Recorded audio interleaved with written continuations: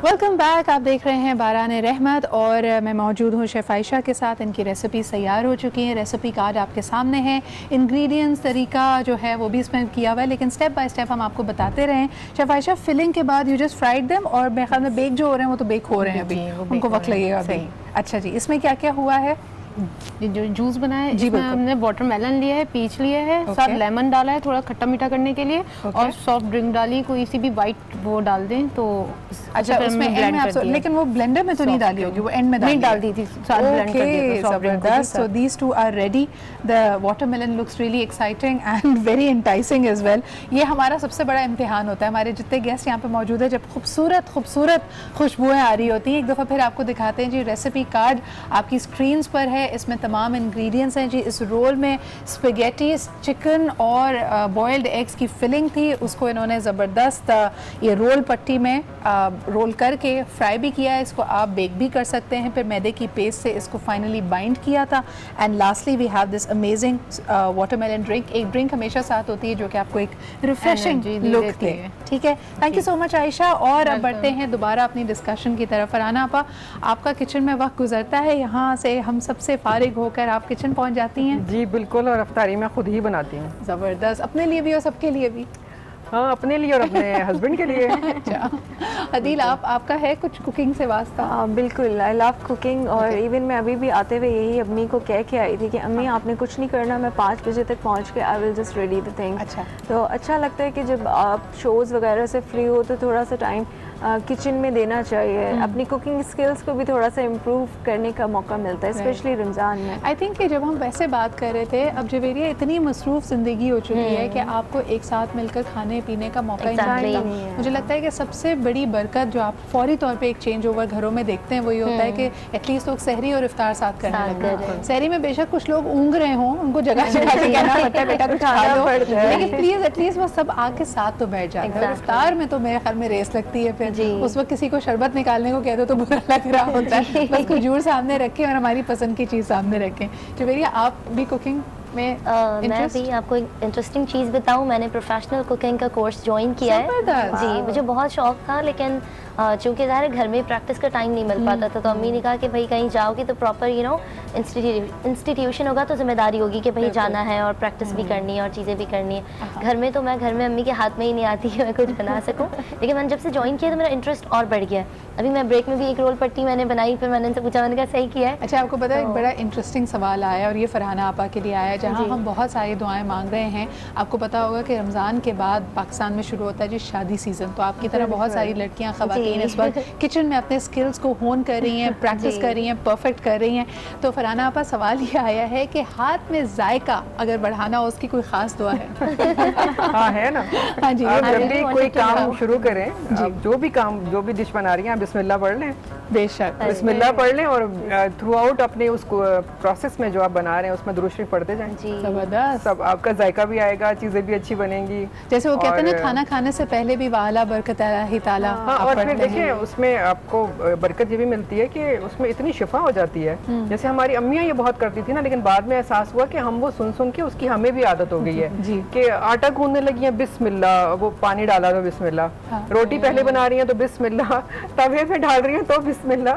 तो उस वक्त तो मैं सोचती थी क्या ये बिस्मिल्लाह की कहानी चलती रहती है सारा दिन। लेकिन जब हमारा एक कजन होता था, हम लूडो खेलते थे ना, वो 6 डालने से पहले भी बिस्मिल्लाह का बड़ा रिकॉर्ड लगाते थे। लेकिन क्या होता है जब हम इसी तरह सुन रहे होते हैं ना, और अपनी लाइफ में जब हम वो काम करते हैं तो हमें एहसास होता है चीजें हमारे अंदर बस देनी है, तो फिर हम भी उसी तरह करना शुरू कर देते हैं। आप देखें ना, जोर से गाड़ी की ब्रेक लगती है तो हम मुंह से एकदम निकलता है बिस्मिल्लाह, यानी कि अरे बिस्मिल्लाह बचत के साथ। बल्कि मैं आपको मुझे इस पे याद आया कि एक दफ़ा आप सल्लल्लाहु अलैहि वसल्लम एक जगह कहीं तशरीफ़ जा रहे थे, ऊँट पे सवार थे और आपके पीछे हज़रत उसामा जो बैठे हुए थे, तो ऊँट का जो पैर था वो किसी गड्ढे में चला गया। तो एकदम से हज़रत उसामा रज़ी अल्लाह ताला अन्हु ने फरमाया कि शैतान तेरा बेड़ा गर्क हो। तो आप सल्लल्लाहु अलैहि वसल्लम ने फरमाया कि शैतान को क्यों याद कर रहे हो, तुम बिस्मिल्लाह कहो, अल्लाह को याद करो। अच्छी या बुरी घड़ी में अगर आप अल्लाह को याद करो, तुम बिस्मिल्लाह कह दो तो अल्लाह के नाम से जैसे ही तुम कहोगे तो अल्लाह मदद फरमाएगा। तो मना किया कि बजाय किसी को बुरा कहने के अल्लाह को याद कर लो। अच्छा फरहाना, पर एक चीज़ मैंने कहीं पढ़ी थी कि अगर ख़वातीन को ये एहसास हो या ये खौफ हो कि उनके हस्बैंड्स मिजाज के बहुत सख्त हैं, तो खातून को ये रियायत दी गई है कि वो रोज़े की हालत में भी खाना चख सकती है। इसकी क्या बैकग्राउंड है, इसकी थोड़ी सी वजाहत कीजिएगा। देखिए वैसे तो इतना जाबिर होना चाहिए आदमी को, पता है उसका भी रोज़ा है, जरा नमक मिर्च आगे पीछे हो सकती है, लेकिन उसमें देखिए भी मकसद यही है कि ईमान औरत जो है वो बहुत सारे काम घर में अंजाम दे रही होती है और ज़ाहिर है उसकी उसके लिए भी रिस्पेक्ट का बहुत होना ज़रूरी है, मोहब्बत का होना ज़रूरी है, और इसका एहसास वही लोग करते हैं जो बहुत अच्छे इंसान होते हैं और जो अच्छे इंसान नहीं होते लेकिन वही गलत बातें करते हैं। तो बहरहाल लेकिन दीन हमारा इतना अच्छा है, इतना अच्छा है कि देखिए उसने यहाँ पर भी हमें ये इजाज़त दे दी कि अगर तुम्हारा शौहर सख्त है और तुम्हें लगता है कि वो नाराज़ होगा तो तुम उसको चख लो, ताकि तुम्हारा उस वक्त कोई ऐसी बात ना हो या बदमज़गी ना हो कि इख्तलाफ हो जाए। इतनी इजाज़त इसीलिए दी है कि हम इसमें दीन की ही तारीफ़ करेंगे, अपने प्यारे आका मोहम्मद सल्लल्लाहु अलैहि वसल्लम की तारीफ़ करेंगे कि आपने हमें किस तरह से तालीमात दी। और हम अगर हुजूर पाक की ज़िंदगी देखते हैं, उनकी सीरत मुबारक पढ़ते हैं, तो हमें अंदाज़ा होता है कि आप सल्लल्लाहु अलैहि वसल्लम हर मौके पर अपनी अज़वाज के साथ जो हाथ बटाया करते थे, यहाँ तक कि सब्जी बनाया करते थे। कहा करते थे कि हम यही जिक्र कर रहे थे आप कुछ और कर रही हो तो चलो मैं सब्जी मैं बना लेता हूँ, तो गोश्त को मतलब ठीक कर लेना, चीज़ों को धो देना। व्हाट्सएप का इसी तरह का फॉरवर्ड पहुँचा है, जैसा अभी ये बरकत की बात हो रही थी, कुछ लोग आपको अक्सर वजीफ़े बताते हैं जब हस्बैंड एंड वाइफ में अगर नाचाकी हो कि जी आप फलाना विर्द ज़्यादा से ज़्यादा करते रहें, या अल्लाह ताला का इसमें ग्रामे इस पे पढ़ के फूंक दें तो खाने में फिर आपस में आपकी अंडरस्टैंडिंग बेहतर हो जाएगी। क्या इस तरह की चीज़ करना सही है? आप इसको कैसा समझती हैं? देखिए अगर आप कोई भी विर्द कर रहे हैं, कोई जिक्र कर रहे हैं, कोई दुआ कर रहे हैं, नाम तो आप अल्लाह का ले रहे हैं ना, तो अल्लाह का नाम जिस चीज़ पे लिया जाएगा बरकत के सिवा क्या मिलेगा? तो पढ़ लेना अच्छा है, इसमें कोई बुराई नहीं है, पढ़ लेना चाहिए और इसके लिए दुआ करनी चाहिए कि अल्लाह ताला नरमी अता करे। अगर किसी का शौहर सख्त है या किसी के वालिद सख्त हैं, किसी का भाई सख्त है, तो उसकी नरमी के लिए दुआ करनी चाहिए, मोहब्बत के लिए दुआ करनी चाहिए। लेकिन मैं समझती हूँ कि सबसे ज़्यादा इस्तग़फ़ार पढ़ना चाहिए। राना पर एक और चीज़ नज़र के हवाले से पूछना चाही थी, बहुत सारी ख़वातीन का मैसेज इस हवाले से भी आया कि बच्चे ज़ाहिर सी बात है ग्रोइंग एज पे होते हैं, सबको उन पर प्यार आता है, नई नई चीज़ें सीख रहे होते हैं, तो वो सबके सामने अगर कुछ परफॉर्म करते हैं तो माओं के दिलों में ये खदशा होता है कि कहीं बच्चे को नज़र ना लग जाए। ऐसी सूरत हाल में क्या करना चाहिए? देखिए इसके लिए दो रिवायतें हैं। एक तो नबी पाक सल्लल्लाहु अलैहि वसल्लम जो हज़रत इमाम हसन और हुसैन रज़ियल्लाहु तआला अन्हु पे पढ़ा करते थे, वो है माशाअल्लाह ला कुव्वता इल्ला बिल्लाह, 3 दफ़ा पढ़ के आप बच्चे के ऊपर फूंक दें। उसके अलावा हज़रत इमाम जाफ़र रज़ियल्लाहु तआला अन्हु ने फरमाया कि सूरह कलम की जो आखिरी 2 आयात हैं उनको आप 3 मरतबा या 5 मरतबा या 7 मरतबा पढ़ के आप दम कर दें बच्चे के ऊपर, लेकिन आगे पीछे दुरूद शरीफ ज़रूर लगा दें। सही। वो आखिरी 2 आयात जो हैं बिस्मिल्लाहिर्रहमानिर्रहीम वहीं यकादुल्लज़ीना कफ़रू लयज़्लिकूनका बिअब्सारिहिम लम्मा समिउ ज़िक्रा व यक़ूलूना इन्नहु लमजनून वमा हुवा इल्ला ज़िक्रुन लिल आलमीन। ये मतलब बहुत तवील नहीं है, छोटी सी 2 आयतें हैं, इनको पढ़ लें 3 दफ़ा, 5 दफ़ा या 7 दफ़ा और आगे पीछे दुरूद शरीफ लगा के दम कर दें या फिर पानी पे दम करके बच्चे को पिला दें। तो ये बहुत ही ज़्यादा अक्सीर दुआ है। सही। अगर नज़र बद लगी हुई भी है तो मैंने तो ये आजमाया कि जब जैसे ही आप पढ़ के बच्चे को पानी वो पिलाते हैं तो उसकी कैफियत ही बदल जाती है। बेशक। तो ये पढ़ें सूरह कलम की आखिरी 2 आयत या फिर माशाअल्लाह ला कुव्वता इल्ला बिल्लाह 3 दफ़ा कह दें तो वो बड़ी उसमें तासीर है।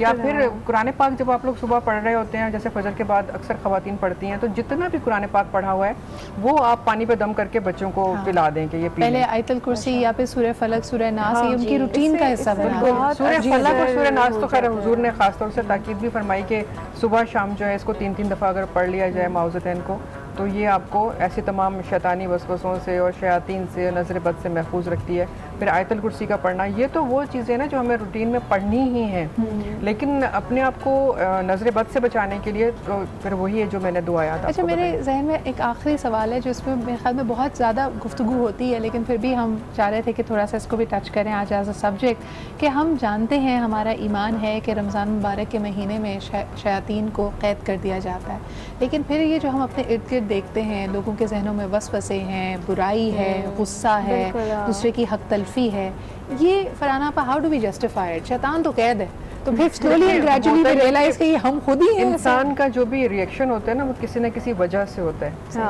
हमारे माशरे में ना इंसाफ है नहीं और महरूमियाँ इस कदर बढ़ चुकी हैं, इतनी बढ़ चुकी हैं कि इंसान को समझ में नहीं आता कि मैं क्या करूँ।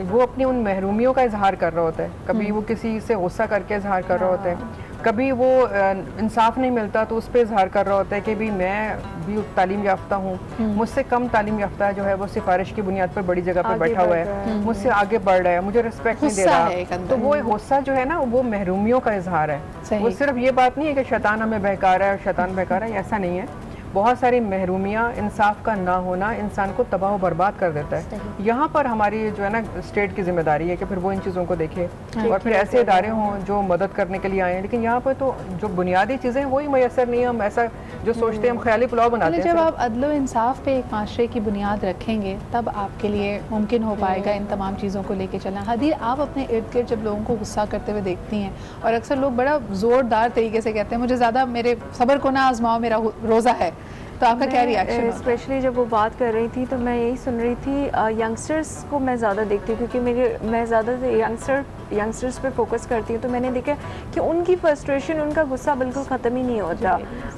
दे आर मोर इनटू डिप्रेशन। उनको इवन रमज़ानों के टाइम उनका गुस्सा पीक पे बढ़ जाता है। एंड मैं जब उनसे कोई ना कोई समझाने की आप उनको कोशिश करो तो दे आर ऑलवेज लाइक कि अब हम क्या करें, शैतान तो बंद है, पर ये जो इतनी सारी अनफेयर चीज़ें, इतनी ज़्यादा नाइंसाफ़ी हैं सोसाइटी के अंदर, उसको हम किस तरह से हैंडल कर सकें। वर्क प्लेस पे सबसे ज़्यादा सिदरा लोग गुस्सा करते हैं। इतनी ज़्यादा फ्रस्ट्रेशन है कि यू कैंट इमेजिन कि इवन अगर किसी का आधा घंटा भी बॉस बढ़ा लेता है, जैसे हम लोग जब काम कर रहे होते हैं, तो ही गेट स्टार्ट एजिटेट हो जाते हैं। कभी-कभी हमें मेरा आधा घंटा क्यों बढ़ाया है जबकि मेरा 8 घंटा है, तो भाई 8.5 hours क्यों? जैसे अभी फरहाना आपा कही थी कि हर शख्स इतना भरपूर अंदाज में भरा बैठा हुआ है। क्या शेफ आयशा ने फिलिंग की होगी रोल के अंदर जो हमारे यहाँ फिलिंग हुई भी है, और इस वक्त हमारी बर्दाश्त और ज़ब्त का इम्तिहान होता है। लेकिन जी बस अल्लाह ताला से उम्मीद यही है कि अगर हमें ये एहसास भी बेदार हो जाए कि हम गलती पे हैं और उसको हम सुधारने की नीयत कर लें, तो अल्लाह ताला हमारी इस नीयत को आसान करे, हमारे लिए वो वसाइल पैदा करे कि हम आसानी से उस तरफ जा सके। बहुत बहुत शुक्रिया फरहाना आपा, हदीर फॉर बीइंग हियर। दुआ ने भी बहुत खूबसूरत नात पढ़ी, थैंक यू बेटा फॉर बीइंग हियर। और अब प्रोग्राम के आखिर में मैं एक दफ़ा फिर जवेरिया आपसे रिक्वेस्ट करूँगी अपनी पसंद का कोई कलाम, बेशक जुम्मे का मुबारक दिन है, दुआ पढ़ना चाहें, नात पढ़ना चाहें, I leave it up to you. और इसी के साथ आप सबसे नाज़रीन हम इजाज़त चाहेंगे, इंशाल्लाह ताला कल फिर मुलाकात होती है। हाफ़िज़ जी। जज़ाकल्लाह। जुम्मे का मुबारक दिन है, इसी मुनासबत से एक ऐसा कलाम पेश कर रही हूँ जिसमें मांगने का भी तज़किरा है। अल्लाह ताला हमारी सबकी झोलियों को हुज़ूर नबी करीम सल्लल्लाहु अलैहि वसल्लम के वसीले से ज़रूर भर दे, आमीन। कि दिलों को कासा बना के मांगो, दिलों को कासा बना के मांगो, हुजूर देंगे ज़रूर देंगे, हुजूर देंगे ज़रूर देंगे, तुम अपना दामन बिछा के मांगो, तुम अपना दामन बिछा के मांगो, हुजूर देंगे ज़रूर देंगे, हुजूर देंगे ज़रूर देंगे, दिलों को कासा बना के मांगो।